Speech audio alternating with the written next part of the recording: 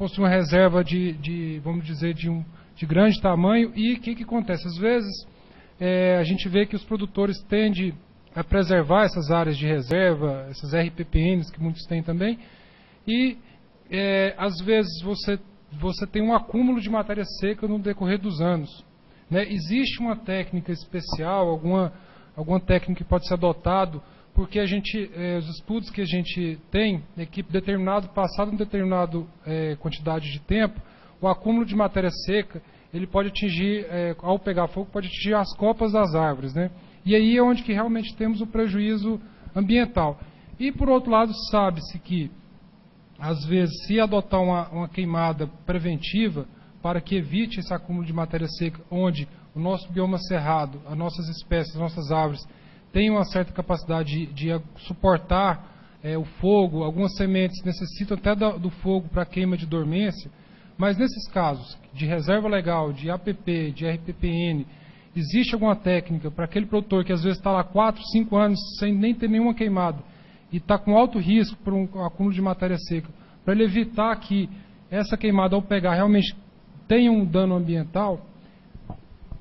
Então, seria a diminuição dessa matéria, desse combustível morto, fino morto, que na verdade é chamado de serrapilheira, né? É aquele combustível que fica depositado ali no piso da floresta, no piso da mata. Isso que você falou é correto, né? Até porque enquanto mais tempo se passa sem queimar, maior vai aumentando essa matéria orgânica ali, pronta para queima, o combustível, e maior então vai ser o risco para que esse fogo seja com intensidade tamanha que vá, na verdade, prejudicar as plantas que já estão ali, até plantas consideráveis aí devido ao tamanho aí, e também a proteção dela, conforme a intensidade e a quantidade de calor, por esse material combustível. Agora, a queimada no cerrado, existe ali a ecologia do fogo, que é justamente o que você falou, que quebra a dormência das sementes, né? E que na verdade a maioria desses vegetais eles conseguem segurar o calor para que eles possam ainda sobreviver.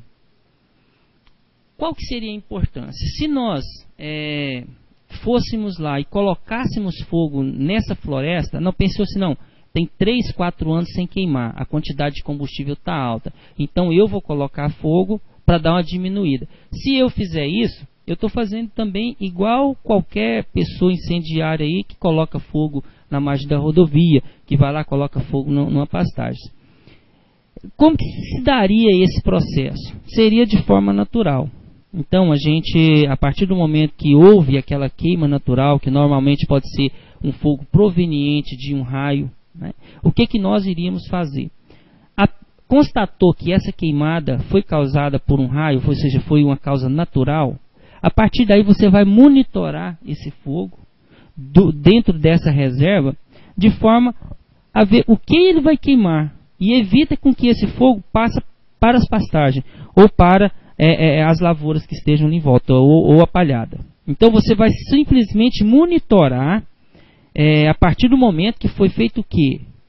Esse fogo foi de origem natural, e não provocada pelo homem, né? Não uma ação antrópica. Então, a partir do momento que constatou a origem do fogo é natural, então nós não vamos apagar. Nós vamos deixar, vamos somente monitorar e evitar com que esse fogo se propague para as outras áreas que não é de conveniência queimar no momento, como pastagens, palhadas e até mesmo outras regiões como de nascentes.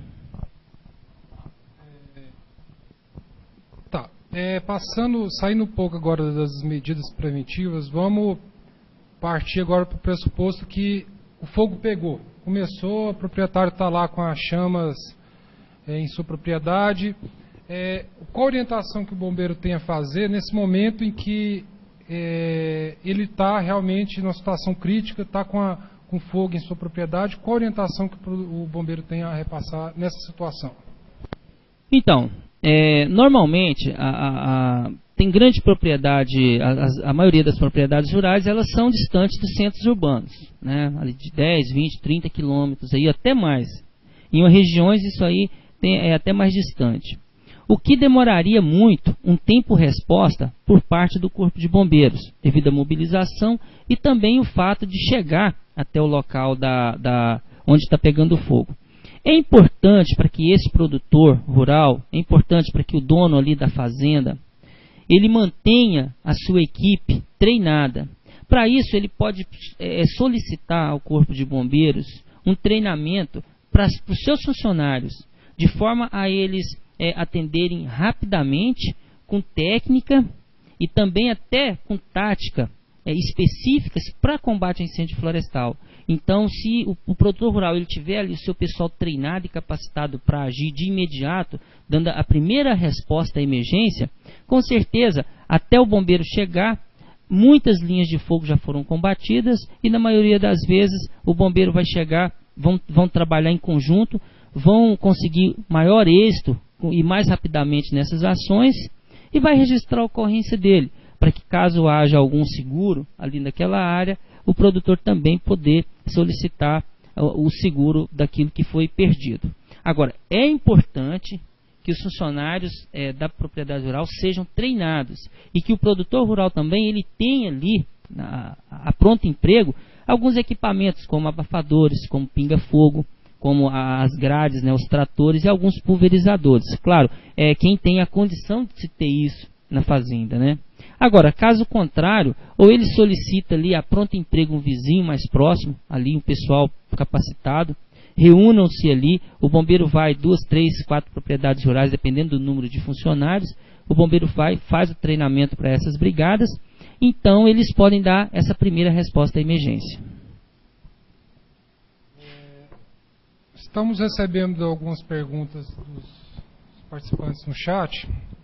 Uma delas é bastante pertinente, que é, com a sua experiência na área, que você tem vivenciado, quem realmente, não é nem os culpados, mas onde são realmente, quem são os maiores causadores de incêndio, né?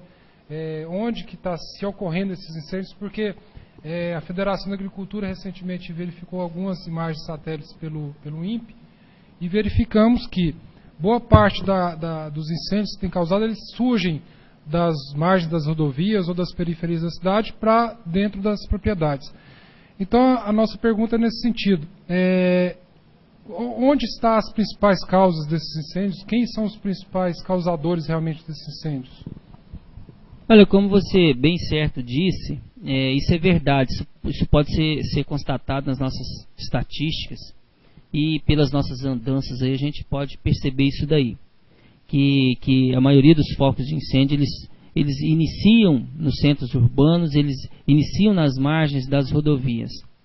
Então, as pessoas responsáveis por isso é quem faz uso delas, né? São as pessoas que estão utilizando as rodovias, que na maioria das vezes param, às vezes jogam ali um ponto quente, jogam ali alguma coisa, alguma fonte de calor, né? Ou às vezes, eu já percebi e já pude comprovar pessoas que param o carro, conforme a vegetação está muito seca, e colocam fogo propositalmente ali, né? Para queimar um pouco daquilo ali, ou seja, nas margens de rodovias, né?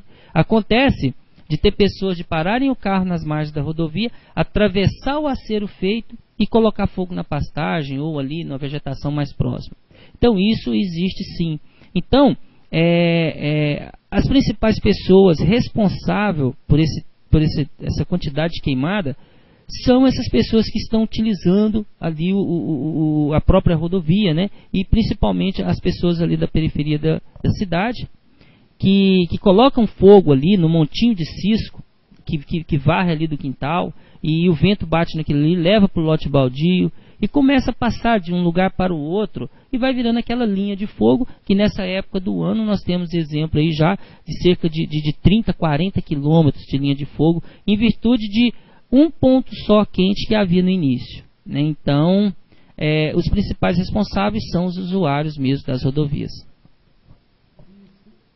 E tratando na propriedade rural, tratando na zona rural, para ser mais preciso, não propriedade,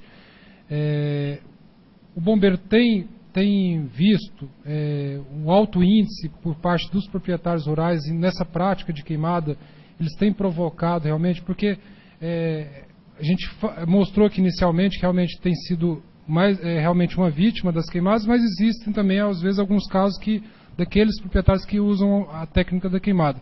Nesse caso, tem ocorrido bastante ou não? Ou isso você tem observado que não está sendo utilizado mais, é uma técnica que cada ano que passa vem se reduzindo isso bastante? O que você tem visto em relação a isso? Olha, nessas andanças nossas, principalmente nos principais polos produtores de grãos do nosso estado, eu andei muito, eu fui em muitas fazendas, em muitas áreas produtoras. O que eu percebi, o que eu vi ali, conversando ali com os produtores, hoje há uma conscientização muito grande, uma conscientização ambiental muito grande, né, por parte desses produtores. Então hoje o produtor ele não quer mais que queime a sua reserva. Hoje o produtor ele se arma contra as queimadas. Por quê? Porque é importante para ele que o seu pasto não queime. É importante para ele que a sua palhada não queima, porque é prejuízo. É importante para ele que a sua lavoura de milho não queima, e como foi esse ano, em várias lavouras nós fomos combater incêndio, onde você vê uma grande quantidade de milho ali queimada, né, completamente destruída, por um foco de incêndio que na verdade não foi oriundo ali da região dele, né, da área dele. Então ele se arma contra tudo isso daí. Então há sim alguns produtores, principalmente em assentamentos, isso eu pude pessoalmente verificar em loco, e conversei com alguns deles, que fazem ainda essas técnicas agropastoris aí de usar o fogo para limpeza de algumas áreas para fazer o plantio. Então existe sim por parte, na maioria deles, são nos assentamentos, né, existe isso sim, eu confirmei isso pessoalmente. E por outro lado, para o produtor rural ali, para os maiores produtores rurais ali, eles se armam contra as queimadas sim, porque qualquer fogo que tiver dentro da propriedade dele é prejuízo. Nós, esse ano, nós constatamos, nós atendemos a ocorrência onde queimou uma máquina colhedora da pessoa que estava trabalhando.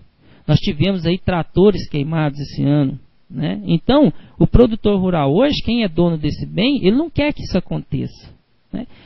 Sem falar na consciência ambiental, que de alguns anos para cá, veio aumentando cada vez mais nesses proprietários de áreas rurais aí, nesses produtores. Eu acredito que da mesma forma que esses grandes produtores aí que se conscientizaram, acredito também que esses pequenos produtores aí de assentamento, nós precisamos fazer uma campanha mais intensa, corpo a corpo com eles, para que eles também abracem essa causa ambiental e possa a partir daí trabalhar sim na prevenção do meio ambiente, e não às vezes tomando uma ação que vai ainda mais degradar aí esse cerrado, essa pequena porção de cerrado que nós temos ainda no nosso estado.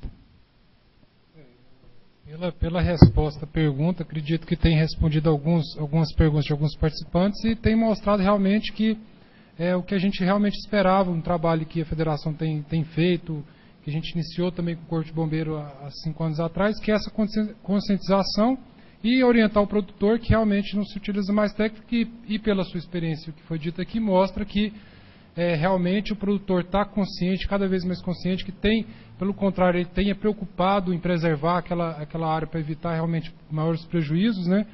Então, isso mostra para aqueles que ainda às vezes não têm ações preventivas, que ainda às vezes utilizam essa técnica, mostra que a maioria não se utiliza mais isso.